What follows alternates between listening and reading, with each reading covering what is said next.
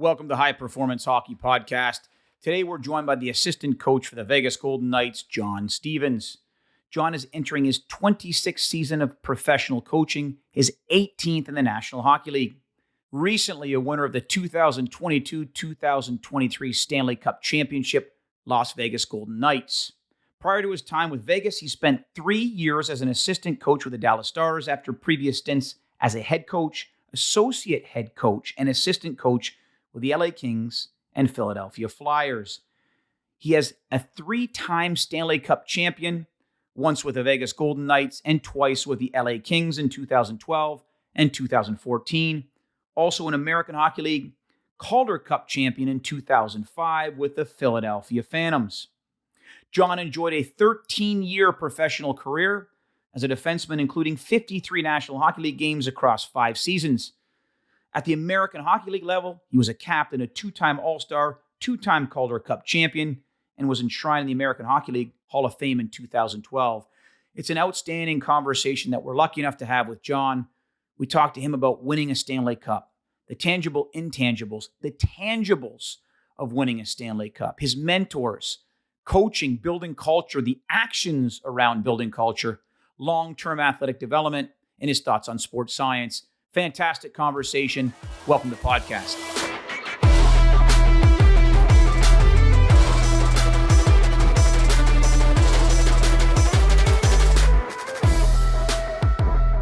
Welcome to the podcast, John. Thanks so much for joining us. Hey, Ed, good to be here. Really excited to have you on here today. You know, I had the opportunity to meet you earlier this year in Vegas and had the opportunity to listen to you speak and obviously meet your family, and outstanding human being and one of the smartest hockey people I've had the opportunity to listen to.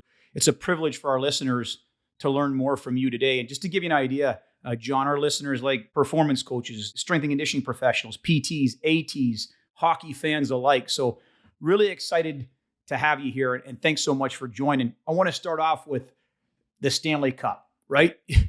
2023 Vegas Golden Knights Stanley Cup champ. You won 3 Stanley Cups.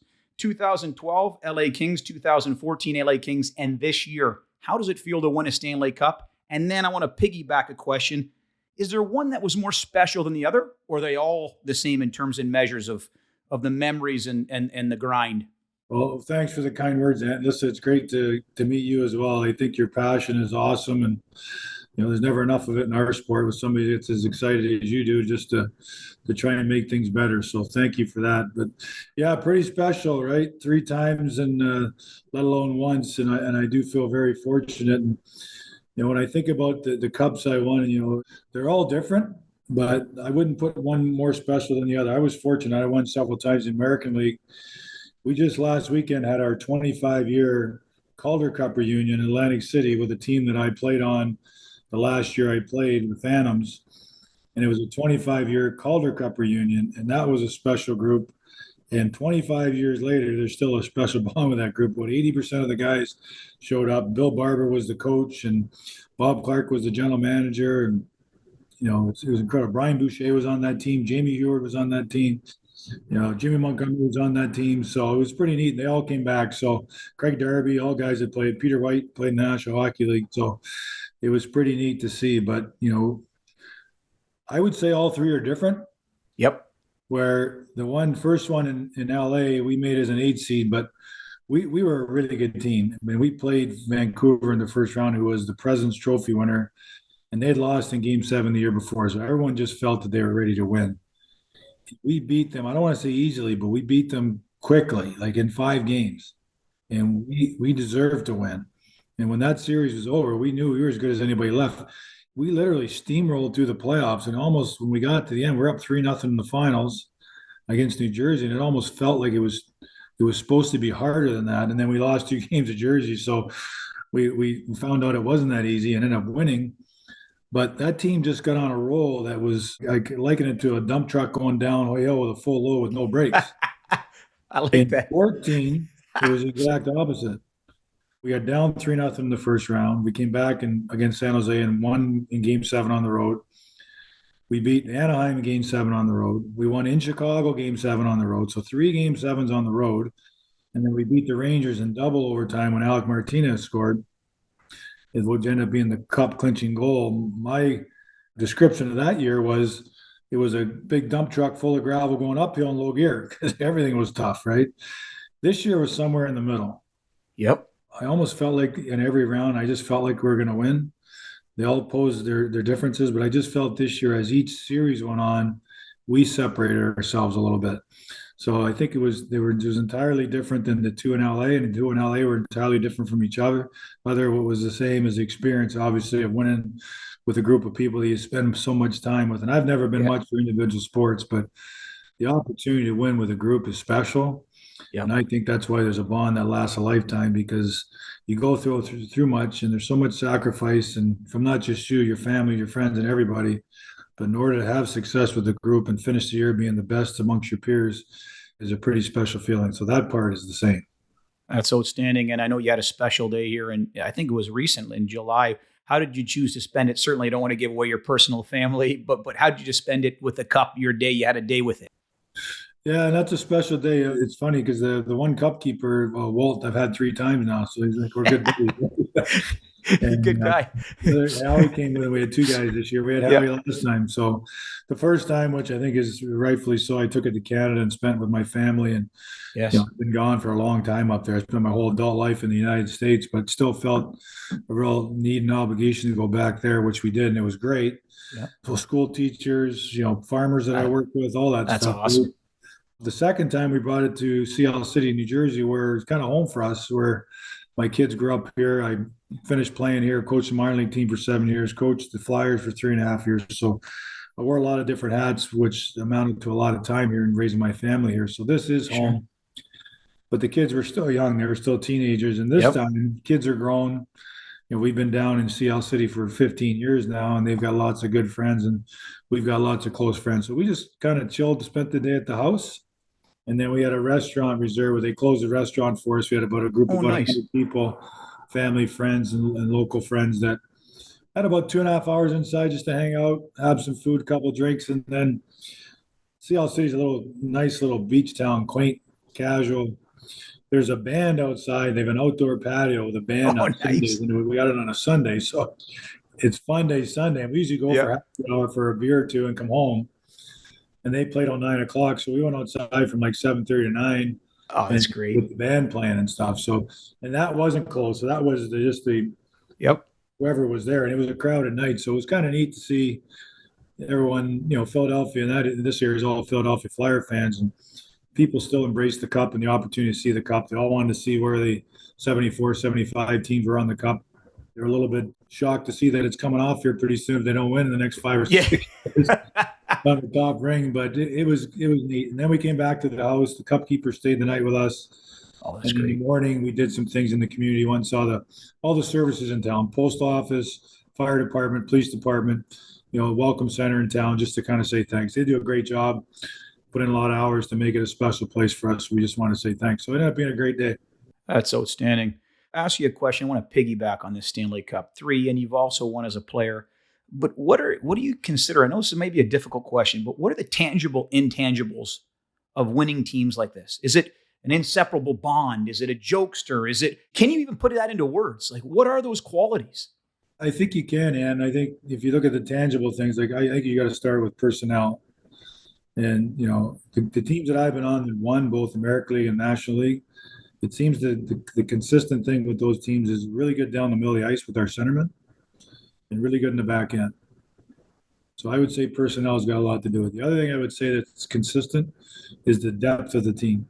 Ah, I think you're going to need your stars to be stars, but I think if you can have a deep lineup and a fourth line that can play in a so-called third pair, and I think if you look at our team this year with Vegas, it was very evident that our depth really allowed us to separate as series went on. sure. Seven-game series is a grind, and I just felt that the team, even good teams we played, I felt that against Edmonton, I felt that against Dallas, and I felt that certainly against Florida in the end, that our depth really separated us as the series went on, and we got better and better and started to pull away from teams. So I think that's for sure evident. The other thing for me is all those teams that win that I've been on are committed to playing without the puck.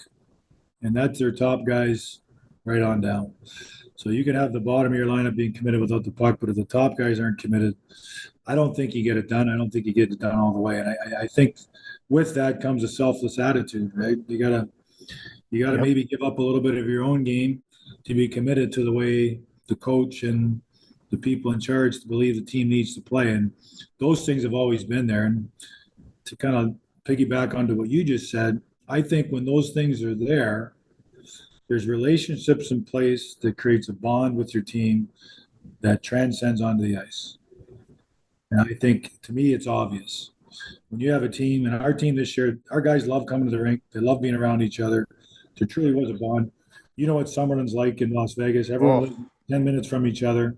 So guys are always hanging out together, getting together off the ice, dinner, golf, whatever. And we spend a lot of time at the rink. The team does a great job of having meals available for the guys so they can eat together a lot.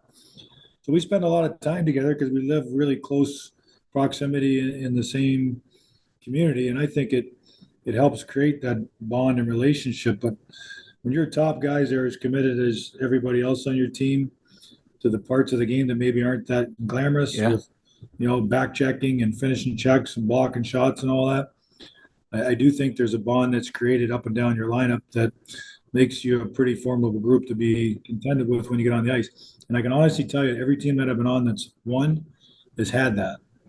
And your best offensive guys.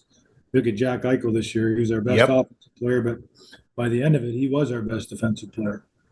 I had Kopitar in Los Angeles was the same way. He was our best Yep. offensive guy, but he cared more about winning a faceoff in his own zone and blocking a shot than he did scoring a goal, right? So I think when you have those things, you really have an opportunity to do something special, and we had that this year.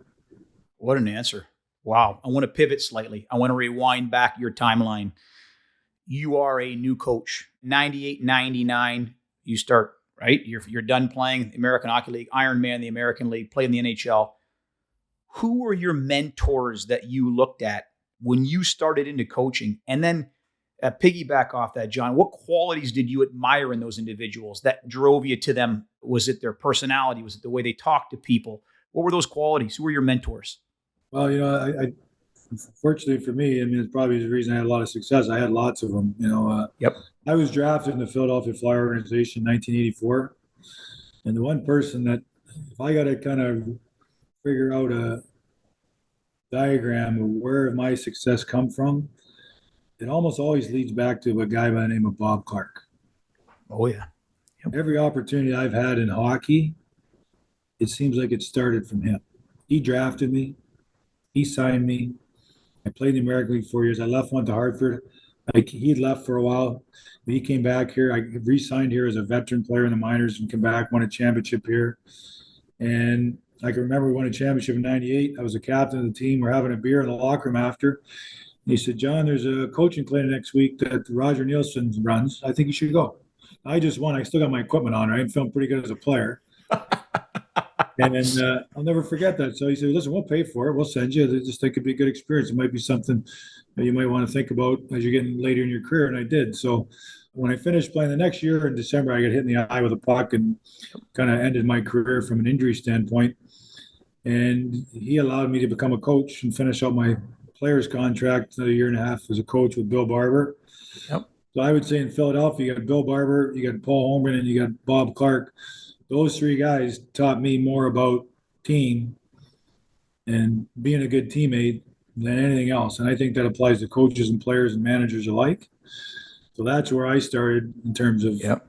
the guys that helped me the most. And I still look up. I still keep in touch with all those guys and still think the world of. I have opportunities in hockey. I usually call all of them and I get their advice on what they think to this day. That's so And standard. I've had the opportunity to both play and work with some really good coaches, Ant. I mean, Yeah, I know. I played for Jimmy Roberts in Springfield, and he was just amazing. He was part of that old Montreal group that won Stanley Yep. Cups Yep. back in the 70s. And he just, without saying a whole lot, just knew exactly what was important to winning and had the ability to mold his team and create that atmosphere we just talked about, but having the top guys being accountable to playing without the puck. And when I was a young coach in Philadelphia, Ken Hitchcock became the head coach of the Flyers. Yep. Yep. There was a lockout year that year where the NHL didn't play the whole year. And Yep. Craig Berube was my assistant coach. Okay. He just Yep. finished playing. Yeah. Yeah. And Chief and I had played together in the minors when we started. So, but Hitch would call us down. He would watch us upstairs behind the glass window. We couldn't see him. He would call us down all the time and talk, because we had a great team that year, Yep. and we won 17 games in a row. It was an American League Jeez. record at that time until John Cooper came along and obliterated it. But Ah, it was a 70-year record, which is incredible. But he would say just constantly, what are you doing for practice? What are the problems you're dealing with? How do you get your team to the next level? Just in terms of organization and how to teach and what to teach and the points to make. I just thought he was tremendous and always had time for us and always made time for us. So he was an enormous influence. But, I work with a guy like Terry Murray, who was yep. extremely detailed and structured guy. Obviously, Daryl Sutter, who was Yep. got a feel for the emotional pulse of the hockey team. Bruce Cassidy this year Yep. in Dallas, who was terrific. I work with Jimmy Montgomery. So Yep. there's so many people. For me, I think I'm a lifelong learner. I Sure. think I'm always trying to get better and learn from people that are around me. Yep. But if I had to really root it back to one spot, it was my experience with the Philadelphia Flyers, and probably most importantly, is Bob Clark. It had a big impact on my life. Another question I want to ask you as a young coach, they say when you step away from the game, at times the game gets easier. I hear that, you watch the play on TV. Well, all he should have done was this, this, and this. For me personally, and everybody's so different, I step away now, no longer as a player. Not that I played in the National League, I played college hockey, but I step away now and get the opportunity to listen and speak to really smart hockey men. You being one of them, Mish, the group. And I think, oh my gosh, I don't know the game. These guys have it down to dotting I's and cross. They've made the game. They've taken parts of the game. They've broken down tape, thousands and thousands of hours. Did you feel that gap when you first got into coaching? I know you were a cerebral player. You were a thinker. You always were. Did you feel that way? Did it get easier, harder? Does that question make sense to you, John? Yeah, I think for me, I wasn't ever I wasn't like an extremely talented player where things came easy. So I Yep. just felt like I always had to do extra. I always tried to be the most fit guy. I always, I knew if I wasn't extremely fit and couldn't play at the highest level possible, I probably couldn't keep up. I was an extremely competitive guy, but I was a detail guy. I Yes. think that part has helped me because I had to work at the game. I always enjoyed studying the game and trying to figure out my opponents and how can I beat them and how can I gain an advantage. And I think that transferred to the coaching life very well. But I felt when I first got into coaching, I felt like I could work every 7 days a week, 24 hours a day. I just felt like there was always more to do. I was Yep. always missing something. I could, after a little while, I was okay. You're gonna have to figure out what's important here and prioritize your time because you can't work 24 hours a day and 7 days a week all the time. But there is a lot to learn. Like I think things as a player, days off for days off, and you show up the rink and there's a plan ready to go, and your coach comes in with a plan. Well, days off for coaches are making that plan for the players that are home, hopefully recovering. So Sure. there's always a lot to do. But I think over time, as you get experience in the league, you understand what's important. The bases you have to touch every day and the things you have to touch on to be successful. But I do think you have to create some balance in your life. So, that took some time for me to figure out. I was work all the time, work all the time. Same thing with the players. I wanted them to work all the time, work all the time. And I started to get a little better feel for rest and recovery sometimes is more important than work, work, work all the time. Yep. So, yeah, it's a process that goes through, and I still feel like I'm still going through it. I try to learn all the time, and you give us a lot of credit for being smart hockey guys, but it doesn't matter what level coach I'm having a conversation with. I seem to learn something. We go to the draft every year, and they put us in these small groups with coaches that coach kids in college and Division Yep. three, USHL. Some are pros, some are 8-year-olds. But there's always something that comes up that makes a lot of sense that I come away with that I've learned something, and hopefully for me that never goes away because the game's always changing, personalities are changing. I think we always have an opportunity to get better, and that's certainly been my attitude, and I think that's what keeps me going. I know, post game and different coaches are different. Maybe it's the next day, but certainly you watch the game in totality and you break those pieces. Do you have it down to your science of what those highlights are? Hey, I look for 2 or 3 big things that I want to share with the players so they don't get indigestion. It's not overload. And you don't have to tell those. That's not what I'm asking. But you have those things that you've coached for so long. You say, here are the 2 or 3 things I want to break down and see yours. Every game's so different that you're picking different pieces. No, I think that's a very good question, Ed. And for me, it is very structured in my mind. Okay. There's a checklist that I go through every game, every staff is different, so your workflow is going to be a little bit different, but we all have Yep. our own direct areas of responsibility. So for me, I work with the defenseman and I'm in charge of the Yep. penalty kill, and I oversee if we're up a goal 6-on-5 and what's going on in those situations, right? So, when the game's over for me, my first responsibility is our team. Yep. So I'll rewatch the game. I'll break it down on my terms. And sometimes I'll go home and do a period and get up early in the morning, finish it. So it's done when I get to the rink, or definitely done before the players get to the rink. And when I'm able to do it, that is, I have a team review on the team game, that are the areas that I'm responsible for.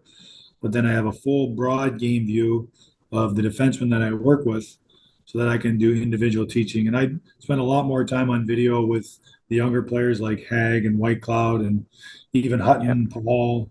We had Korzak up, Miramonov during the year, than I do with Petrangelo and Martinez. I mean, I'll just look for them, touch base at times if I see a tendency in their game, or there'll be times where I might see a situation where I want their opinion.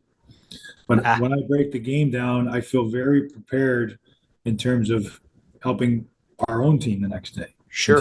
That's my priority. And if Butch, the coach, needs something for the areas that I'm kind of focused on, which is D-zone coverage, defending the rush, and breaking the puck out of our zone, we want to review what did I see that I think we did really well, and what did I see maybe we need to do better, or maybe he has some ideas. At least I have it marked and ready to go in very short order. And then when the guys come in, we're ready to go, because the guys, they don't mind putting in the time to watch video and getting better, as long as they know you prepared. Sure. A guy like Petrangelo's got 4 young kids at home. He doesn't need me wasting his time. So if I want to have a 5-minute meeting with him, I want to have it pointed, ready to go, and have a purpose to it. Sure. And he's okay with it. But if I'm there trying to fumble through the clips and fast forwarding or jumping around trying to find something, hey, I can't find, I'm sorry, well, he's not going to be too impressed. So those guys, we've got just a terrific group to work with in that respect. But that would be my first priority. And then the pre-scout part of it would be my next step. And Okay. depending on what we're playing, so if we're playing back-to-back, it changes. But let's say we're playing every other day. A lot of the time, I would leave the pre-scout in terms of the penalty kill. Yep. And some of the things I want to look at for our next opponent till after practice that day. Got it. Because I want to have all my time spent on our team.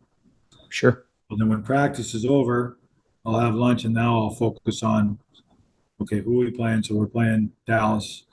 Let's look at their last 3 games, their penalty kill. Let's look at what are they doing for breakouts right now? Did their personnel change? Are there any injuries in their lineup? What are they doing off faceoffs? What's their primary threat? So I'll go through all that, and then I'll combine and get a meeting together for the next day, which we would show a penalty kill in the morning. So I would be able to have that stuff all ready to go, and focus on the next opponent after our team was taken care of.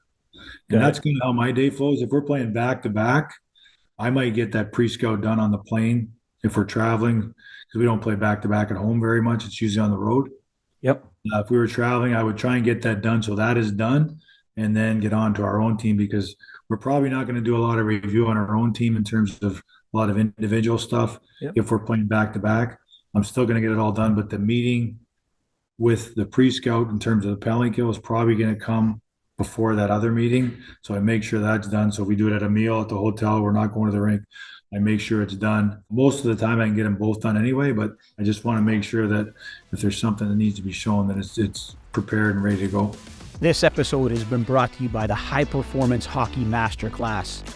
The High Performance Hockey Masterclass is a comprehensive lecture series exploring the science and practice of high performers in the sport of ice hockey. It was designed and created and engineered by myself, Anthony Donskoff.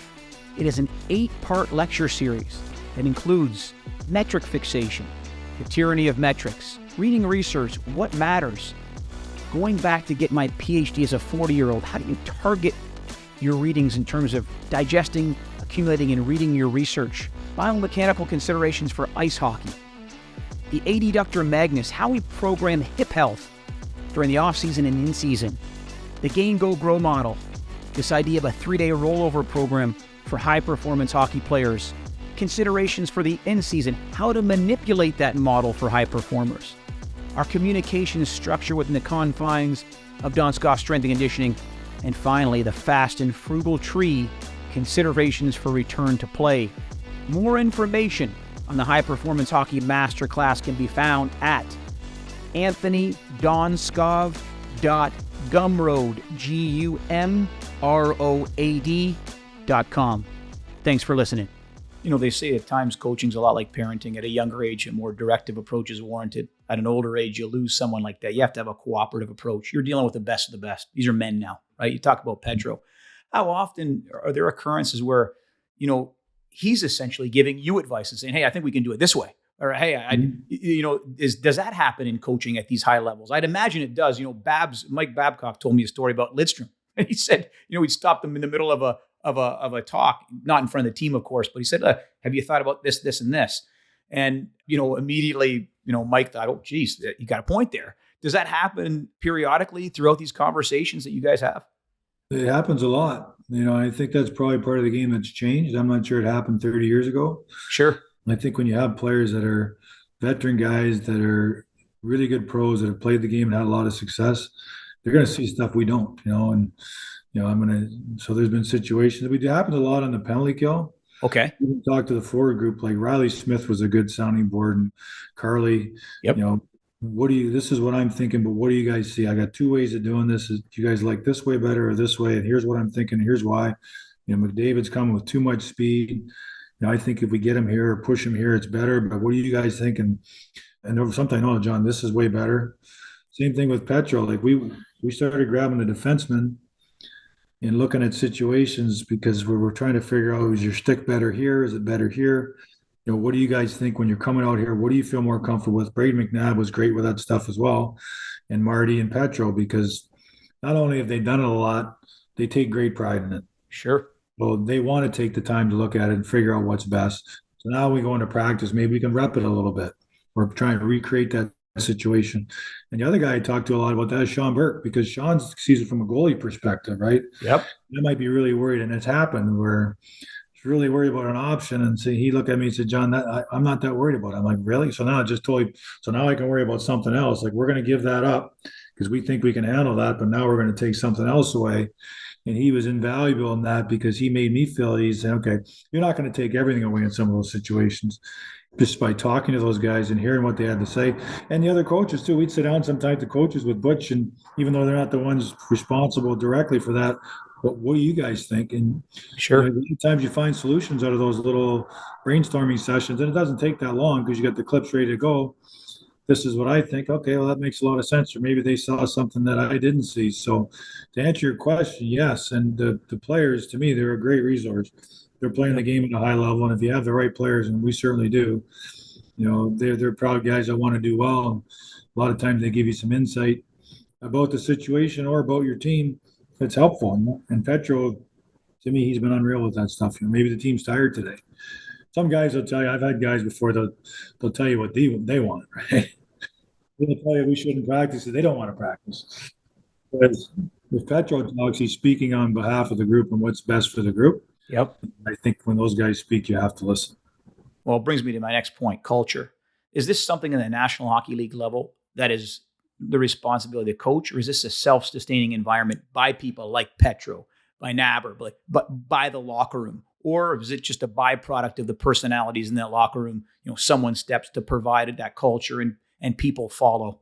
Well, you know, to me, culture it's a word that's used a lot, right? I think everybody loves term and the word and what it represents. But to me, and I've been asked this question a lot, culture is more about actions than words. I mean, you can say what you want, say we want to do this and we want to do that and we want to be the hardest working team and we're going to have discipline. But if you don't back it up with your actions, then you don't have a culture. So to me, it starts at the top. It starts with your men. If you're going to have an organization that's known to have culture, I mean, they have to set the tone. So, and then from there, I think that culture and the responsibility of creating it drops on the coaching staff because the manager has to support what the coaches think has to happen. And you have to do it on a daily basis or it's not going to work. So to me, culture is doing the right things all the time with actions that you repeat every day and you're willing to do them all the time, right? Yep. And it's not just about talking about it. So if we say we're going to be on time as coaching staff, then we better be on time. Yep. If we want our players to be prepared, then we better be prepared, right? If we want our players to be the hardest working, then we better be the hardest working, right? And then from there it goes does go to your team, and that includes your training staff. They have to be on time and prepared with all that stuff. But when you get to your team, and for me, you have to have a leadership group on that team that's going to carry the message and that's going to believe in what the management and the coaching staff believes the team should be doing all the time and the way they should be doing it. And if you can get them to do it, then you can get the masses to do it. Sure. But if you got your fourth line guys and your young guys doing it, but your top guys aren't doing it, they don't work hard in practice, and they don't take care of themselves, and they're not showing up to games ready to play, then I don't think you have a culture. They are the kind of the bond. They weld those two pieces of metal between the coaching staff and the rest of your team, and they're the guys that weld it all together. And I think when you have that, and we certainly had that in Vegas, now you can start talking about culture. This is the way we do things, and we're going to do things right. We're going to have discipline. We're not going to take bad penalties. Let's say we're not going to take bad penalties. We're going to be disciplined, but we're in the penalty box all night, and our top guys are taking undisciplined penalties. Well, I mean, you can talk about it all you want. It doesn't really take note, right? Yep. And to me, it's the consistency of doing those things on a regular basis. You got to figure out what they are. You got to figure out what they believe in. But there is a culture there. And a culture to me is when you come in that environment, okay, this is the way we do things. There's a purpose to what we're doing, but we're going to do them all the time. And we're going to hold each other accountable to doing them. So, I hear everybody talking about it, but you got to pass the eye test, right? Yeah. Either you're doing it or you're not. And we can tell watching, right? Absolutely. And everybody wants to have culture, and everybody has their own culture in their own way. But, to me, it's those actions that you do on a daily basis that are supported from the top to the bottom. They're going to make the biggest difference in the outcome of what you're trying to do. Actions and goals. Do your actions match your goals, right? Culture. Yeah.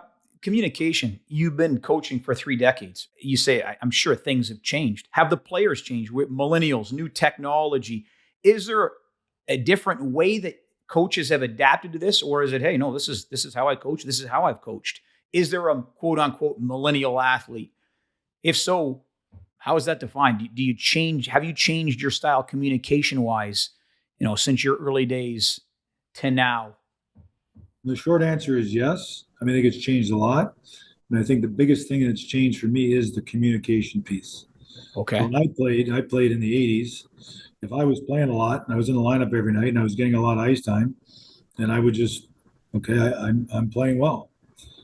If my ice time diminished, or if I was ever taken out of the lineup or my ice time dropped, then I better look at myself and figure out I got to do something different here. Sure. It wasn't always those daily conversations or every shift conversations where this is what you should be doing, or this is what you should have done, or this is what we expect you to do, or you got to be a lot better in this situation. A lot of times you only had one coach back then. Gosh. When I played in Springfield, we had one coach. When I played in Hershey with John Paddock, he was the only coach that was there. And then over time, he added like one assistant coach. Well, now, we've got 3 and 4 coaches. We have a video coach. Yep. So that part has changed. And I think today's athlete, Ant, they want feedback. Yep. They expect immediate feedback. They've got a smartphone or a tablet in their hand all the time. They're used to getting information whenever they want it.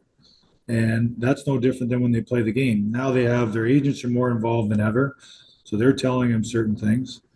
And, they see things going on all the time that, they want the feedback now, right away. And to me, the part I've learned is you have to communicate with your players. You can't let stuff fester sometimes even until tomorrow. Even the way we communicate. It wasn't like, when was the last time you left somebody a voicemail? The first thing I ran into, I'd try and call players, and their voicemail would be full. Yeah. The first thing guys would do when they got a new phone is they'd fill up their voicemail, so you couldn't leave a message. So I was like, all right, so now, or your voicemail has not been set up. So then you text them, and they call you right back. So it was funny. I text Petro this summer, and I didn't hear from him for a while. And then he finally texted me, hey, sorry, man, I didn't see this. He goes, I'm not very good at texting. I'm an old-fashioned voicemail guy. So you'd rather pick up the phone and call you, right? But by and large, people will text you or send a message before or after game. Hey, you did a great job.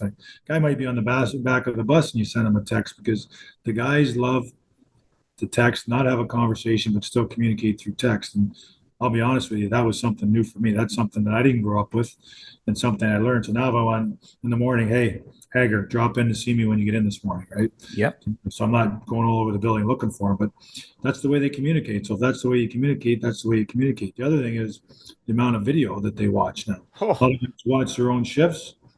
I do like watching clips with guys, especially young guys.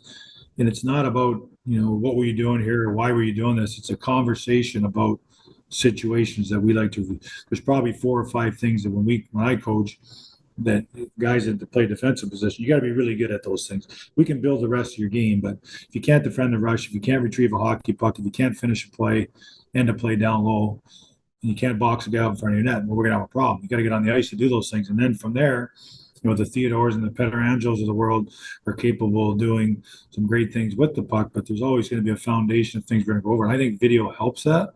But a lot of times, players have already watched their shifts themselves.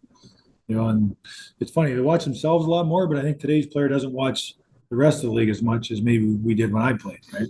Some guys sure. do, some guys don't, but it's certainly the way kids or people today communicate and the amount of feedback they want. Critical. And I learned that I have 2 boys that play and still play, watching them interact with their coaches and see what feedback did to them and see what the lack of feedback did to them. And it was more the lack of feedback that didn't surprise me, that caught my eye. Listen, I'm not talking out of school when I tell this. I had Jake Muzzin that played for me. Yep. And I learned Jake Muzzin. Jake he was an eager to please kid that if you didn't communicate, he got anxious because he always was hard on himself. So I'd watch him one game and he played unbelievable. And I still look at him and so I go grab him. So, what? I think you played great last night. And then you'd almost see him relax because if you didn't tell him, he thought he didn't play well. So if you just gave him a little feedback, then he could relax for a few hours. Yep. You get some Yep. energy back, or hey, listen, I thought you did these things really well, but these couple other areas I think we can do better. Let's work on it today. And he was great with that. But I just find sometimes where coaches, you deal with it later. Well, I think it's always better to address it now, to give that feedback. Yes. My deal is it might not be what you want to hear, but it's going to be honest. Yeah. And most players, they accept that deal. We'll give you the communication. I'll tell you what I'm seeing. I don't have an agenda, but what I am going to tell you is going to be an honest message. And if you see it differently, let's sit down and have a conversation about it. And I think today's player reacts really well to that, which the other thing you talked about, today's millennials, are they different? They're still good people. The best players want to be pushed. They want you to help them get better. They have good work ethic. They come from good families. They've been raised differently. It's a different world. Sure. Different is not bad. Yep. Different is just different. And the biggest thing that's different today is the way we communicate. And that's probably the biggest thing that I've had to learn. Technology-wise, is the difficulty reeling that in and kind of dampening out the noise because you get so many conduits, whether it's your individual shifts, the game, Twitter, Instagram, some guy on that's it's all around us. Is the challenge as a coach to filter that and show the importance and then kind of drown out that noise? Or I'd imagine that's a pretty difficult thing. Do you control that, or is it controlled in the National Hockey League? If that question makes sense, is you've got technology all around you. Do you as a coach pick your points and how you want to address them, even if it's immediate or after the fact, and then try to steer the player away from other conduits of technology and noise? Well, it's tough one. I think they're always going to have access to those things. Yep. So I mean, it is what it is. I think we can try and educate the player, especially with stuff like social media. Like you can waste a lot of time and energy on social media worrying what other people think, and everybody's always going to have an opinion. Listen, it's important, to sell in the game and people have an opinion and getting close to the players, but you can't let it be the voice or the most important voice that you hear that's going to end up making a difference by how you feel. But there are some things in regards to that are the players have access to. Social media is probably the biggest one. I think teams do a good job of trying to educate their players just on the perils of getting too involved with social media. Sure. Obviously, you got to kind of keep your information close to the vest. You don't want to share things about individuals that shouldn't be shared, whether it's injuries or stuff going on with the team or any of that stuff. The other thing is just the fact that they have iPads on the bench. Players can always grab them. They're always looking. And to me, I don't want to say it's a problem, but it's a concern just because I don't like to miss what's going on in the ice. If I'm going to grab an iPad, most of the time it's at a timeout or, start of a power play, which I'm really not that involved with until there's like a line change where I make sure the D are ready to go. So I might take a second to look at maybe something happened. I didn't quite see what happened. Yep. Some guys get glued. They want to see them all the time. And, some guys learn to use them. I know a lot of the top guys like them, maybe the scoring chance, where was the goalie? But I just do think you have to manage that a little bit. I don't like guys coming off every shift and want to sit there and look at the iPad all the time. So that's probably the one. And the other ones, it's maybe it's a little bit archaic, but even the game sheets we get with all the ice times on them, guys always want to grab the game sheets and see how much ice time they have. And sometimes where the guy's minutes aren't always going to reflect the way we feel about how he played. And sometimes his minutes drop just based on the amount of special teams in a game. Yep. I've had conversations with guys where they end up upset about the minutes they played. I'm like, I didn't even see how many minutes you played, but I was really happy with your game. So I don't want to see the minutes. I don't care about the minutes, but Yep. I was really happy. Just so you know, I was happy with your game, and I thought you got using all the situations you should have been used in. And part of that is just because they have agents. They know when their contract's up. This is the stuff they're going to use to maybe comparables and all this other stuff. And to me, as a coach, it always comes back to the team and what's important about the group right now and winning. So I know that stuff's important. So Yep. I do appreciate where the players are coming from and why they think it's important. But at the same time, I don't like wasting time and energy on things that maybe aren't helpful to the outcome for the group that day, right? So I do think you have to have a handle on it, and I'm sure we'll talk about this more, but in regards to all that data and information, like that information should support decisions. I don't think it should make decisions. Yep. To use it, but it has to be done in such a timely manner. It's not so labor intensive that that's all you're doing is analysis, paralysis analysis, right? I think this information has to be available in such a timely way that you can use it right away to either support or defeat a decision you're trying to make. And I think it gets convoluted at times. I think, everything gets bogged down. The player doesn't want that either. The player wants to know, what is the information? What is it telling me, and how's it going to help me? Right? Yep. We had all this information when I was in Los Angeles, and we did a lot of analysis stuff. So we did the report. So I sat down with a guy like Drew Doughty, and we had coaches' ratings and all this stuff. So I gave him all this information. He looked at it and handed it back to me. There was one thing on that sheet that he cared about. That was his rating. What the coaches thought of his play. That's all he cared about. He's one of the best players and still is one of the best players at his position in the world. So, you can bog guys down with all this technical jargon, but it's got to have a purpose to it, and the players got to understand it, and they got to understand how it's going to help them. And today's player, I think, is more open to that than they ever were. But that has not been an easy sell at time for guys that were in the game before it was available, right? Sure. Well, it's going to pivot me perfectly to our next couple questions, John. You're going to have hockey coaches that listen to this podcast in high performance. You're also going to have performance coaches, strength and conditioning coaches. You've worked in the National Hockey League going on for 18 years now. You've worked your entire life, 3 decades in the game. And I know that sector in high performance hockey is changing every day. High performance, right? The technology, the measurements. You've got different sectors within sports performance. From your experience, and I know it's kind of a new science to it all, right? This is only 6, 7, 8 years old in the National Hockey League. From the individuals that you worked with, are there 1 or 2 qualities that you think stand out in becoming or being a good sports performance practitioner? Is it communication? Is it the Reader's Digest? I want to tell, here's what I need to know, and give me the 2 things without bogging me down with, data overload. What are the qualities that you think leave, the successful results? I think anybody that's a member of your staff on your hockey team, they have to, I call it just being a good teammate. Yep. I think they have to understand their place within the team. So if somebody comes in there and they're super educated and let's say they're a know-it-all and this is what you guys need to do and this is what you should be doing, I don't think it's going to be accepted very well. I think you have to have somebody that understands the working of the hockey team and their place in it. Yep. And how they're coaches too, right? Sure. So they have to figure a way to coach their information, into the game plan here that can help us all get better. And at the end of the day, you can have all the information you want, but if you can't apply it, it's probably not going to help you, right? Sure. The second thing, and I think all the guys that are doing this now you have to be extremely credible, right? Sure. You have to know what you're doing, why you're doing, and the information has to be accurate. But again, it goes back, and I probably learned this from Daryl Sutter. We had all this information. He was actually an old timer in terms of growing up in the game in a different era. Yeah. He's an extremely intelligent guy. His question was, okay, how is that going to help the player?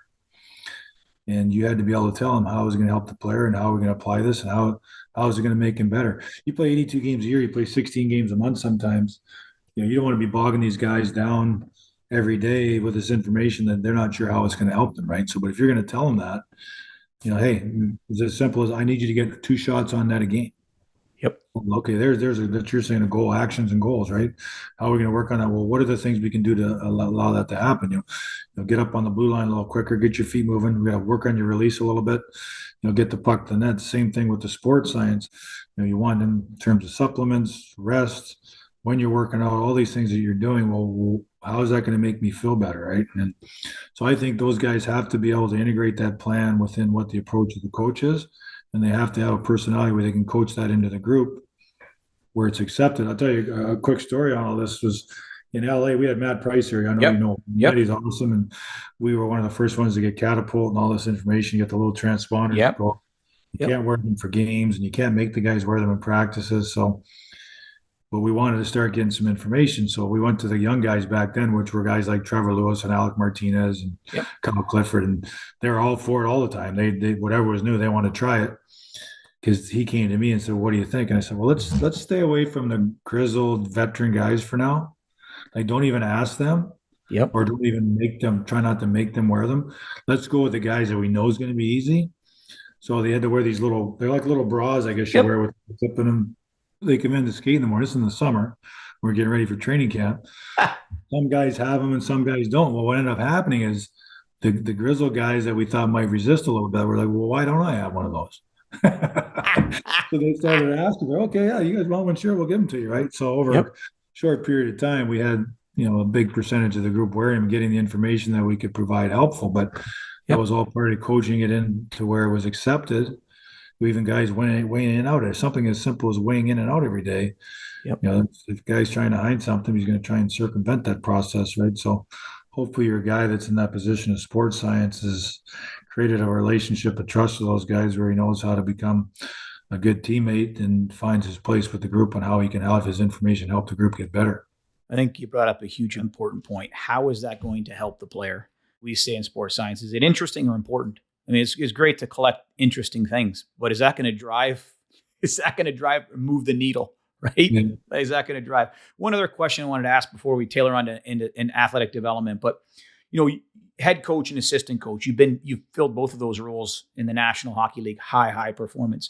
When you speak to a sports science professional, do you want that individual to inform you or persuade you? Is it inform versus persuade, or is it both? That person's bringing that information to you. Maybe it is the catapult, right? Here's the data. Is it, hey, here's just inform me on what this means, or hey, persuade me on why you think the actions would be after collecting this? Different points of the season, it's probably both. Okay. No, it could be. I think coaches are paid and coaches are good at what they do because they instinctively feel some of these things. I know Darryl is really good at it. I think Butch is really good at it. I've heard Popovich with the San Antonio Spurs is great at it. In terms of knowing where the team is at. Do they need to work? Do they need rest? Are they tired? I certainly think sports science can help us with that. My biggest thing now, I think, with sports science that I've learned to appreciate the most is just the measuring of fatigue, right? Sure. So where are the guys at? How are they feeling? And does it translate? They have the force plates where they do the quick explosive jumps, and there's certain things they can do that they can done really timely. They can give you a little bit of a reflection of fatigue, or they do those little app things now. How are you feeling? If you can do those things that are done very timely, can help give you a little bit of a glimpse into where the team is at from a fatigue standpoint. Sure. We all know the saying, like sometimes you think you need to work and you need to rest, and sometimes the players think they need to rest but they need to work. And sometimes it's more mental than it is physical, right? Sure. Well, they can all be done for different reasons, but I think with that information, we can sometimes make more informed decisions about what the daily routine looks like for our players. Sure. Even though this year, late in the playoffs, it was in the Florida series before Game 5, and we could tell both teams were getting a little fatigued because it's been a long haul for both teams. And Petro kind of voiced his opinion that they thought the guys were getting a little fatigued, and we did. We altered practice a little bit, right? Sure. I think sports science can help you with that. I know I've used it since before where they can even track drills or looking at the schedule, and some days you think this is what we did last time was more explosive, less volume. and the team played really well. Guys felt good, and or the other way was, listen, maybe it was a longer drills where it was like shifts, 45 seconds, and because we got more time to recover. But I do think that stuff can give you, with your point, it can inform you, Sure. coach, and then you can help maybe decide what the plan is that day and is it the right plan. But I do think at the end of the day, that's why we get paid, just to watch our team and get a sense on what they need. And listen, there's the thing that sports science doesn't tell you sometimes is what's the competitive meter on your hockey team, right? Yep. You might have had a game last night where it wasn't very good. Yeah. And practice has got nothing to do with science today and everything about sending a message, right? Yep. And I think that's why good coaches are good coaches because they understand that. But I do think over the course of a long season, that stuff can help you. And where it's helped me before, in LA, we had young guys who were playing a lot, and they'd never miss an optional skate, and they were always staying out extra. Yep. We had Iafolo and Forbert and guys like that. They were just always staying out extra.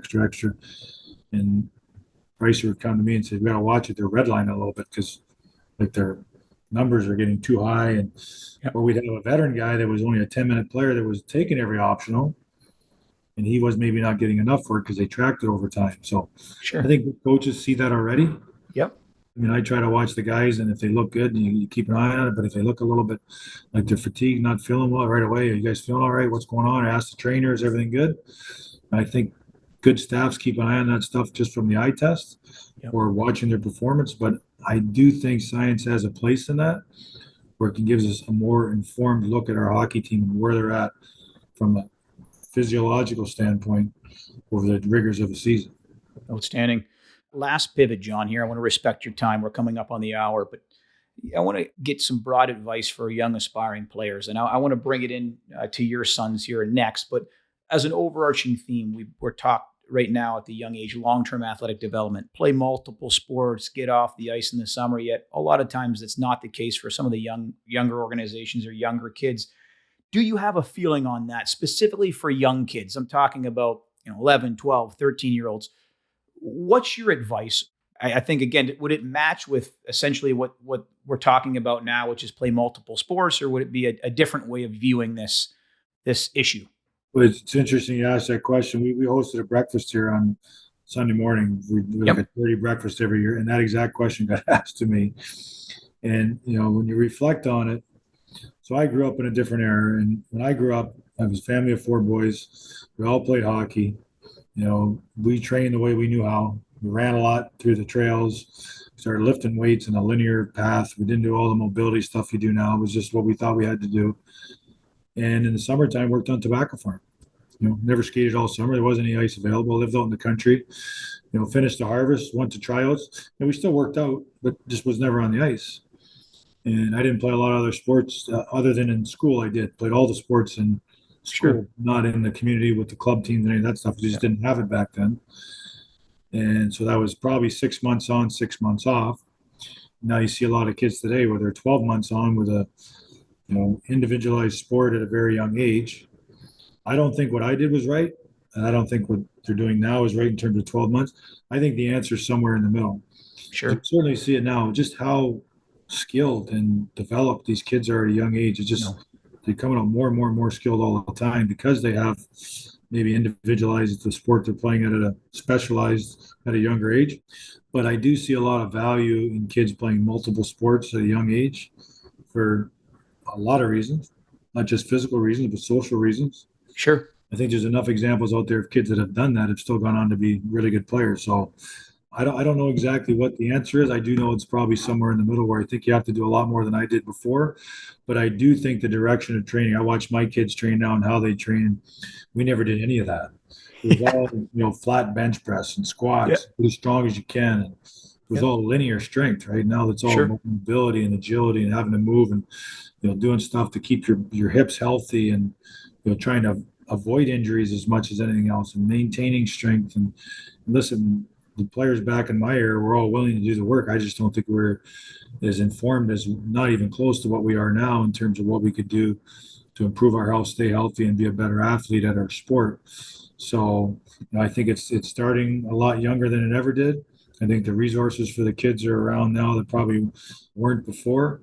Yep. But, to specialize in one sport too early for me, I don't know. This is only my opinion. I just think for the development of the kid and the family and the social aspects for that child to have a normal upbringing, start that too early. It's an interesting question. You notice how I said for young athletes, because my opinion has changed.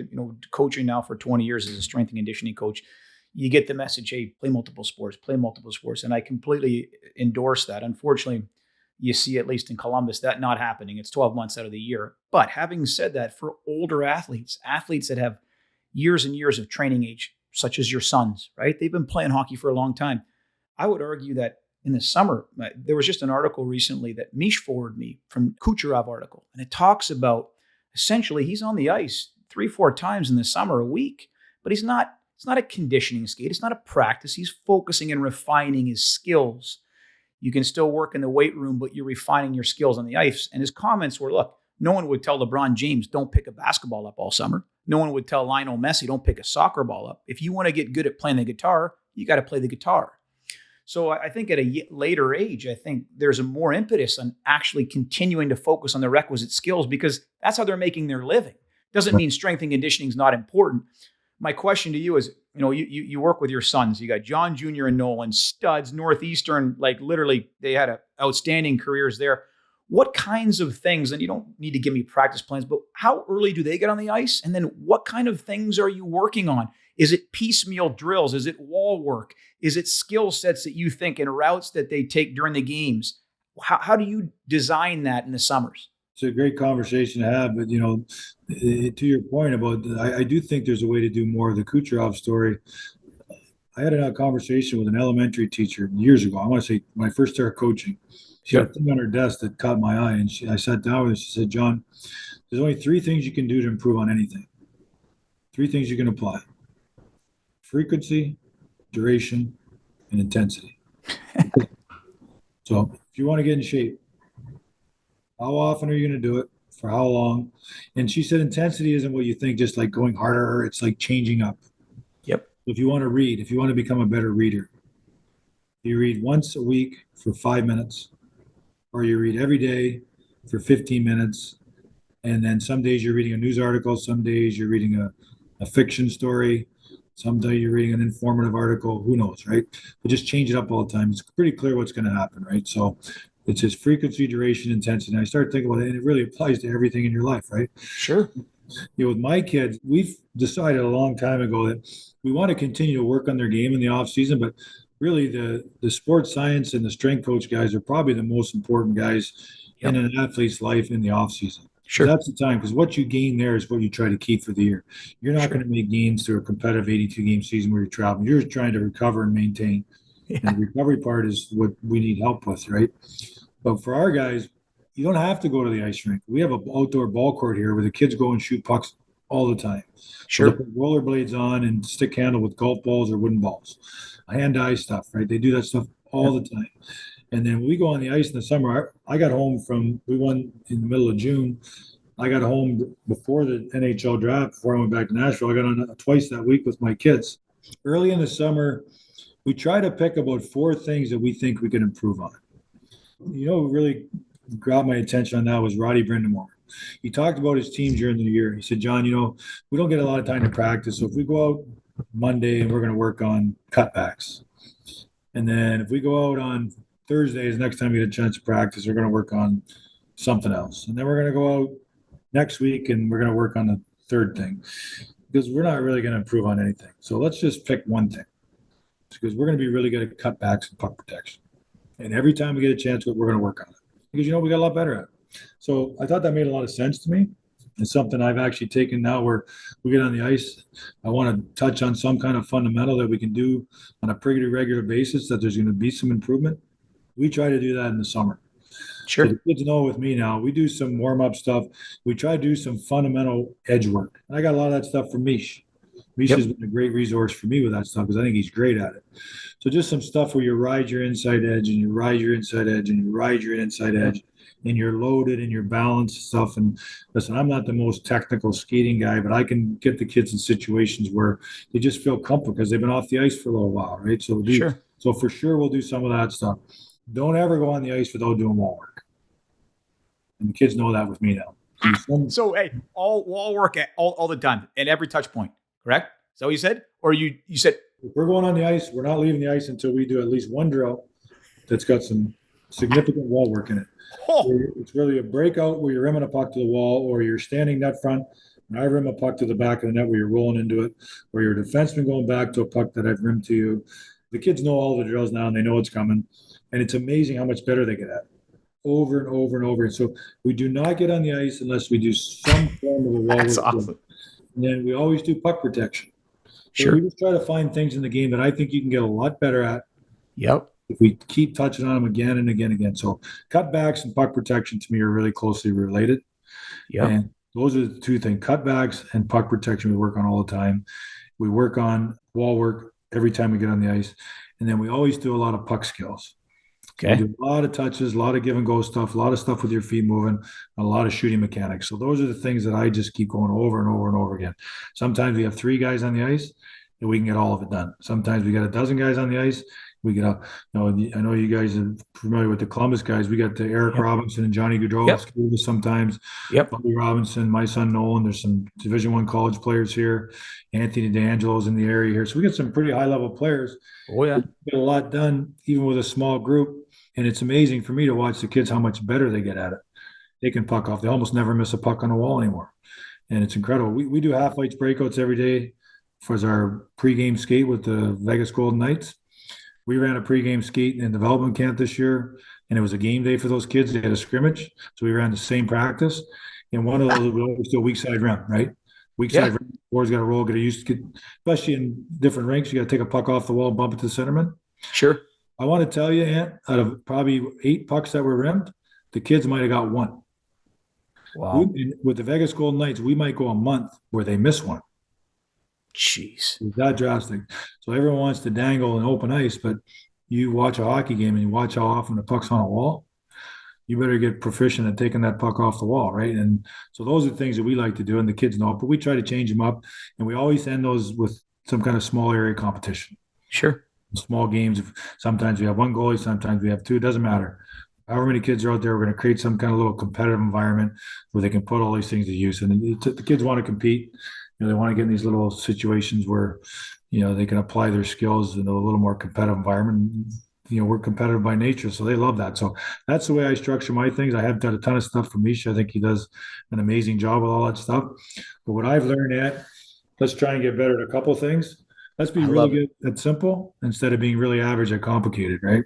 And I'm feeling that one, John. Hey, I will tell you though, it just changed my paradigm. I think there's a big important need for young kids to get off the ice, play multiple sports again. But when you get to those levels, to me, that work is not mindless conditioning. It's repetition of all the little patterns that you see in the game. Specifically, you mentioned wall work. I was glued to the TV watching you guys as you were on the bench coaching in the playoffs. And oh my goodness, the wall work, strong side rims, getting the puck out of the zone, quick outs. That's how you win. I mean, it was just, those little things are so important. They are the game, but you can also work on them without fatiguing the system. So your workout the next day is just trash, Right. 100%. That's the other thing. It doesn't have to be a conditioning skate because you're on the ice. Yes. And I'll be honest with you, there's days like we have 4, 5, 6 kids. If we have 1 goalie, it's not enough because you're always shooting at the same net. And sure. The goalie fatigue. But there's other days where it's almost better we don't have a goalie. So we want to do a little rep stuff around, like the close in tough the net. We want to do a little rebound drill where it's quick. So there's lots of different ways to do things. And like I said, our kids go out on the ball court and they'll just throw the pucks in the back of the truck, drive over there. They got a piece of plastic they put down. They'll just work on shooting mechanics, right? You don't have to be on the ice. You don't have to be in a rink paying a lot of money for ice time. You don't have to drive a half hour. You can walk across the street to a park and get some reps in. There's something that's probably going to make you better, right? And the other thing you'd ask about my kids, I'll just tell you this quickly. The one thing that's impressed me with my boys, and they're in their mid to late 20s now, is just the willingness and commitment for self-improvement. They're doing stuff like yoga, breathing exercises, meditation, stuff that I never did. And I can see how it helps them because they're always in search of self-improvement. They're Sure. always looking for ways for recovery. And they spend their time in a very productive manner, just in the fact that they're trying to find ways to make themselves better, not just as a hockey player, but as people in general, things they're going to continue to do long after they're finished playing. So I think in today's athlete, maybe they want things to come too easy sometimes. And don't ever be afraid to spend some time and commit to self-improvement because it's whether it's a hockey or in life, it's going to make you better. Doesn't surprise me, speaking with you and the person that you are. Last question, legacy. You're a husband, you're a father, you're a mentor to a lot of people. I've talked to Mish right before we got in this episode. He said, Anth, please make sure you get this in there. John's one of the smartest, well-prepared, and great people in hockey that I've ever had the opportunity to work with and work alongside. Here's my question to you. Long after you leave the game, your legacy, how do you want to be remembered? Aside, maybe from at least a 3-time Stanley Cup, maybe 4. Who knows? We don't know. We're working on it. We're working on it. Well, that's a pretty simple answer for me.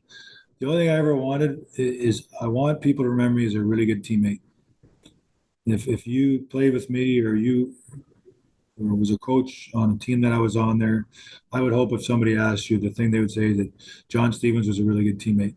That's probably one thing I take great pride in it, and it's one of the best compliments you can have. So that would be my answer.